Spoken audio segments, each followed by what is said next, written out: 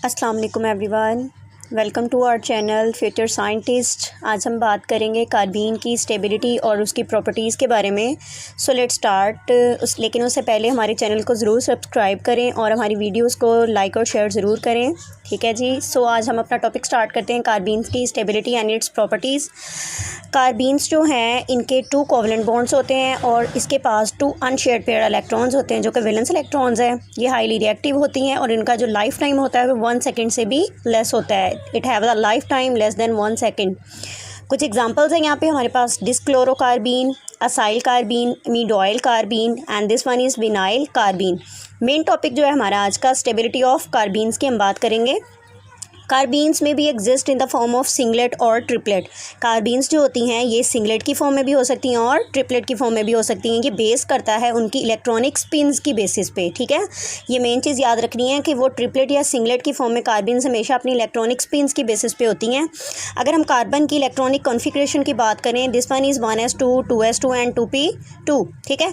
अगर हम अब बात करें इसकी ट्रिपलेट कार्बीन और सिंगलेट कार्बीन के डिफरेंस की, तो सिंगलेट कार्बीन्स में क्या होता है, 1s2, 2s2 के इलेक्ट्रॉन्स दीज आर स्टेबल, और जो वैलेंस इलेक्ट्रॉन्स होते हैं एक्चुअली इन्होंने स्पिन्स करनी होती हैं, तो ये दोनों पेयर की फॉर्म में स्टेबल होते हैं। इसी वजह से इसको हम सिंगलेट कार्बीन कहते हैं। इसमें दोनों इलेक्ट्रॉन्स जो होते हैं वैलेंस इलेक्ट्रॉन पेयर की फॉर्म में होते हैं। ट्रिपलेट कार्बीन की अगर हम बात करें तो इसके 1s2, 2s2 these are also stable, ठीक है। वैलेंस इलेक्ट्रॉन्स जो हैं एक sp2 शेल और एक जो होता है वो p ऑर्बिट में मूव कर रहा होता है according to the Hertz rule, ठीक है। ये मूव कर रहे होते हैं। ये सारा काम जो होता है, चूँकि सिंगलेट कार्बीन्स में मैग्नेटिक मूवमेंट जो होती है वो वैलेंस इलेक्ट्रॉन्स में नहीं होती है, लेकिन ट्रिपलेट कार्बीन्स में जो वैलेंस इलेक्ट्रॉन्स होते हैं मैग्नेटिक मूवमेंट की वजह से ये एक ऑर्बिटल से अपने दूसरे ऑर्बिटल में जंप कर लेते हैं। और यही रीज़न है कि जो ट्रिपलेट कार्बीन्स हैं वो ज़्यादा स्टेबल हैं सिंगलेट कार्बीन्स की निस्बत।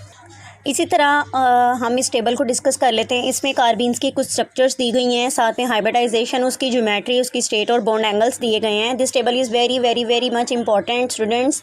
अच्छा, लुक एट दिस। इसमें जो कार्बीन की स्ट्रक्चर है इसमें दोनों वैलेंस इलेक्ट्रॉन सेम शेल में है। ये sp2 हाइब्रिडाइजेशन करी है, साथ में ये बेंड स्ट्रक्चर है, ठीक है। सिंगलेट की फॉर्म में है ये, और इसका जो बॉन्ड एंगल है 102 डिग्री का है। अगर हम इस कार्बीन की बात करते हैं तो इस कार्बीन में चूँकि दोनों वैलेंस इलेक्ट्रॉन्स जो हैं वो डिफरेंट ऑर्बिट्स में जा रहे हैं, ठीक है। ये sp2 हाइब्रिडाइजेशन ही कर रही है, बेंड स्ट्रक्चर है, लेकिन ये ट्रिपलेट है कार्बीन जो है, ठीक है। इसकी स्टेट जो है ये ट्रिपलेट स्टेट है और इसका बॉन्ड एंगल जो है 125 से 140 डिग्री के इन बिटवीन होगा।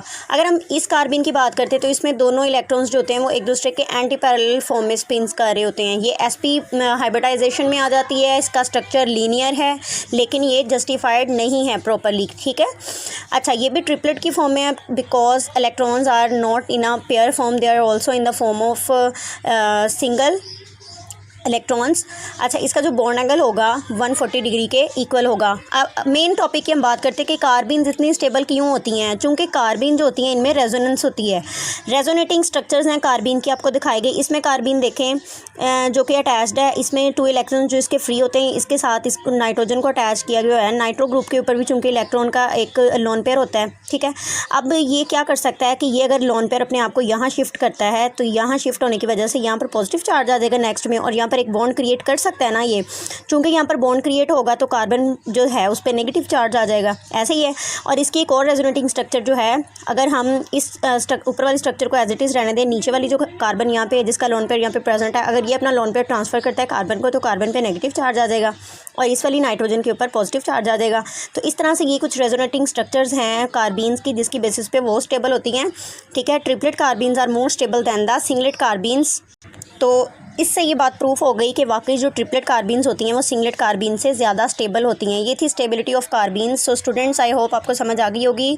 तो हमारे चैनल को सब्सक्राइब करना ना भूलिएगा और हमारी वीडियोस को लाइक और शेयर ज़रूर करें और हमारी हौसला अफजाई भी ज़रूर करें। Thank you very much. अल्लाह हाफिज़।